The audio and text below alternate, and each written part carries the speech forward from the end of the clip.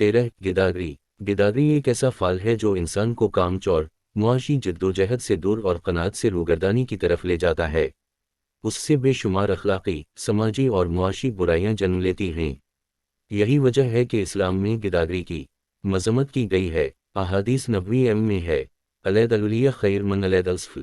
صحیح بخاری 2 سے 518، رقم 1361۔ اگر تم میں سے کوئی لکڑیوں کا گٹھا اپنی پیٹھ پر لا دے پھر ان کو بیچ دے تو یہ اس کے لیے بہتر ہے اس بات سے کہ وہ لوگوں سے مانگے، معلوم نہیں کہ وہ دیں یا نہ دیں۔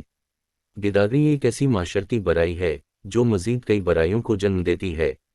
بھکاریوں کو خیرات دینا گداگری کی حوصلہ افزائی کرنے کے مترادف ہے۔ یوں بڑے شہروں میں بھکاریوں کی فوج پیدا ہوتی چلی جاتی ہے۔ اگر اہل سرود بھکاریوں کو صدقات سے نوازتے رہیں گے تو ان کے صدقہ و خیرات کے اصل مستحقین محروم رہ جائیں گے۔ مخیر حضرات پر لازم ہے کہ وہ سب سے پہلے اپنے رشتہ داروں میں اور پھر اپنے محلہ داروں یا قریب کی بستیوں میں ایسے سفید پوش مفلسوں کو تلاش کریں جن کی حالت غربت کی لکیر سے نیچے ہے اور وہ بھیک نہیں مانگتے۔ ایسے لوگوں کے لیے ماہانہ بنیاد پر وظائف مقرر کریں اور حتی الامکان ہر ماہ خود جا کر انہیں مقرر رقم دیں تاکہ ان کی عزت نفس مجروح ہونے سے بچے۔ وہ بھی ان کے ایک ہاتھ سے دیں تو دوسرے کو پتہ نہ چلے۔ اوپر والا ہاتھ دینے والا نیچے والے لینے والے ہاتھ سے بہتر ہے۔ ما یزال الرجل یسل الناس حتیت یوم القیام ولیسفی وجہ مزالہم۔ صحیح بخاری 2 سے 536، رقم 1405۔